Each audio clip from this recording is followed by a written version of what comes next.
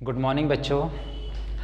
आज आपकी सेवा में हम उपस्थित इसलिए हुए हैं क्योंकि अभी तक हम आपसे जुड़े थे ऑफलाइन से। तो नए मॉडर्न इस पूरे समय में आपको भी हम चाहते हैं कि इस लॉकडाउन में आपकी पढ़ाई जो स्टॉप थी उसको फिर से स्टार्ट करने का हमने सोचा है और करके भी दिखाया है। और आप तक ये वीडियो पहुँचे तो बच्चों उसके लिए ज़रूर कमेंट्स करना, क्या कमी रहेगी उनको कमियों को पूरा करेंगे। और जिस प्रकार आपने हमारी ऑफलाइन को सक्सेस इतने 16 साल से सक्सेस बनाया है तो फिर से ऑनलाइन को भी आपको सक्सेस बनाना है। बाकी पूरी जिम्मेदारी हमारी है, सिलेक्शन की 100% सिलेक्शन आपको मिलेगा। तो चलते हैं बच्चों आज एक नए टॉपिक के साथ, एक सब्जेक्ट के साथ जिसका नाम है भूगोल। आइए भूगोल देखते हैं। भूगोल कहाँ कहाँ से काम आएगी बच्चों, देखते हैं आप।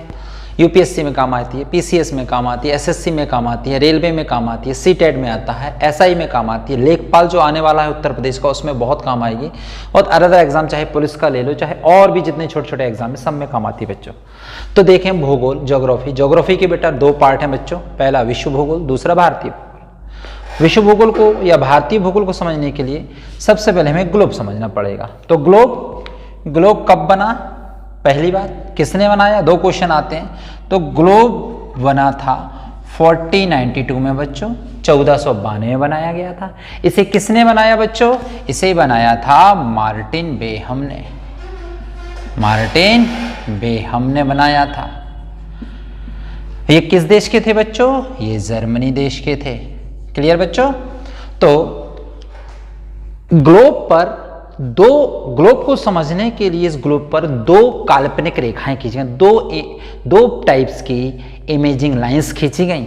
वो दो लाइंस कौन सी हैं बच्चों, पहले हम देखें, पहली लाइन से जिसका नाम है अक्षांश रेखा, जिसे हम कहते हैं लैटिट्यूड्स लाइन, लैटिट्यूड्स लाइन। दूसरी हमारी देशांतर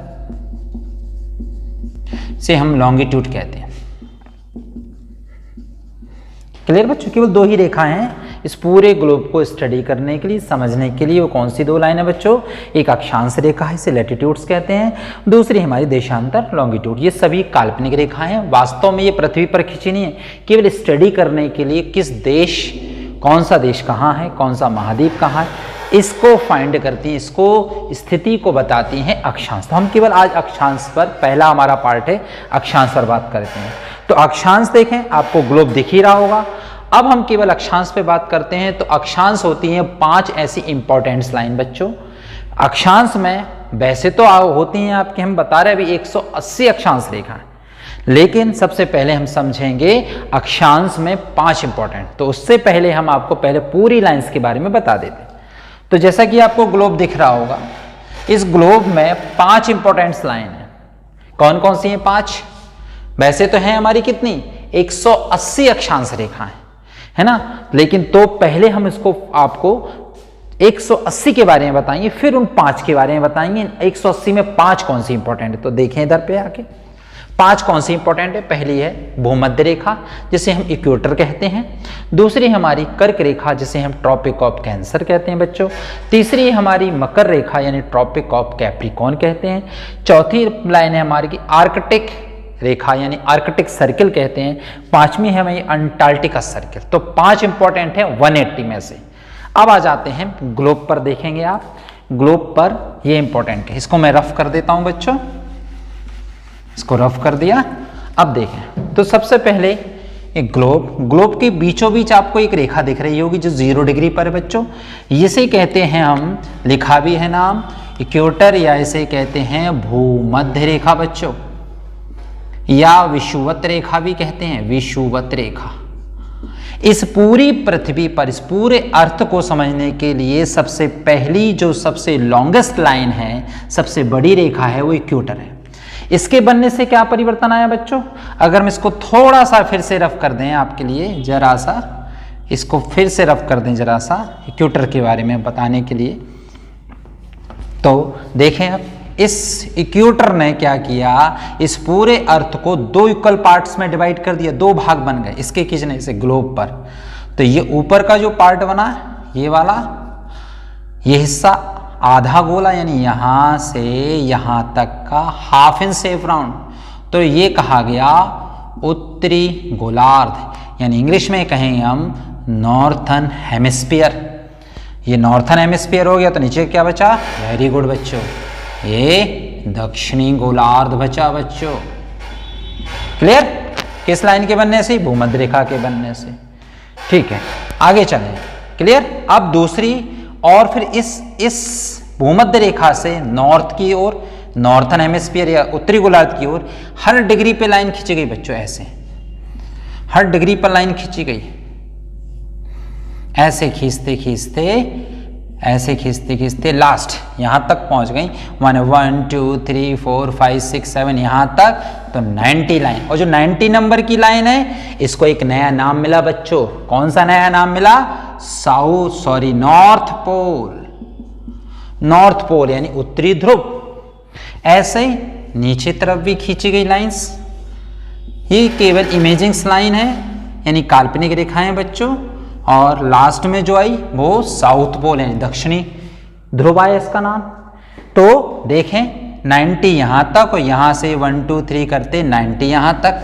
तो अगर हम अक्षांश की बात कर ही रहे हैं, तो नॉर्थ पोल, ये नॉर्थ पोल को अगर इसमें कनेक्ट कर लें, इसको जोड़ लें, 1 2 3 से नॉर्थ की ओर जाएंगे हम, उत्तरी गोलार्ध में जाएंगे, नॉर्थन हेमिस्फीयर में 90 मिलेंगी। ऐसे नीचे सदर्न हेमिस्फीयर में 90। तो टोटल लाइंस कितनी होती हैं? 180। क्लियर? लेकिन हमने इसको प्लस नहीं किया। कौन सी को प्लस नहीं किया? इक्वेटर को प्लस नहीं किया। अगर हम भूमध्य रेखा को भी प्लस कर लें बच्चों 1, तो तब कितनी होती हैं हमारे पास टोटल लाइंस? 181। अब देखना, हमने यहां भी 90 में ये प्लस कर लिया था नॉर्थ पोल, यहां भी 90 में ये प्लस कर लिया था नॉर्थ पोल। तो नॉर्थ पोल और साउथ पोल दोनों ही प्लस हैं बेटा इसमें, और इनको हम माइनस कर दें, यानी पोल को माइनस कर दें। ध्यान रखना, पोल को माइनस कर रहा हूं मैं, पोल को, तब कितनी रह जाती है हमारी? 179। क्लियर? अब इन्हीं सभी में से, अक्षांश में से 5 इंपॉर्टेंट मैंने अभी आपको बता दी। 5 में से अब देखें ये 5 कौन से हैं। तो इन्हीं में से पहली जो मिलेगी हमें, ये मिलेगी आपकी, देखें ध्यान से, ये वाली। कहाँ जा रही है? Very good, Tropic of Cancer. ये वाली देख रहे हैं, ट्रॉपिक ऑफ कैंसर, ये रही। और ये कितने डिग्री पर है बच्चों? 23.5 डिग्री नॉर्थ में है, उत्तर की ओर है।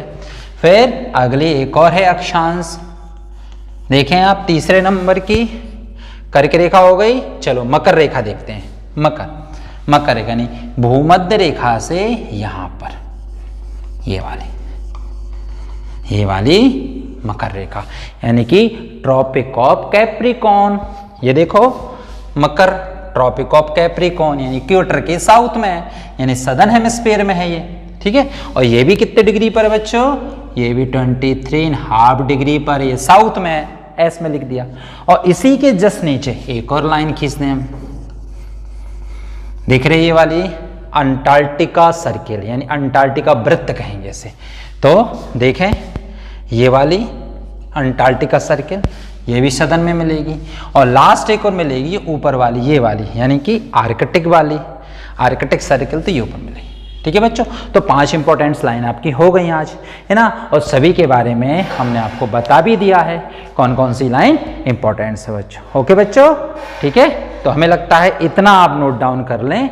और इसमें एक चीज़ और रही बच्चों, इसका डिग्री मैं भूल गया, इस डिग्री को नाम दे दें 66.5 डिग्री है बच्चों, जो नॉर्थ में, और अंटार्कटिका वृत्त भी 66.5 डिग्री साउथ में है।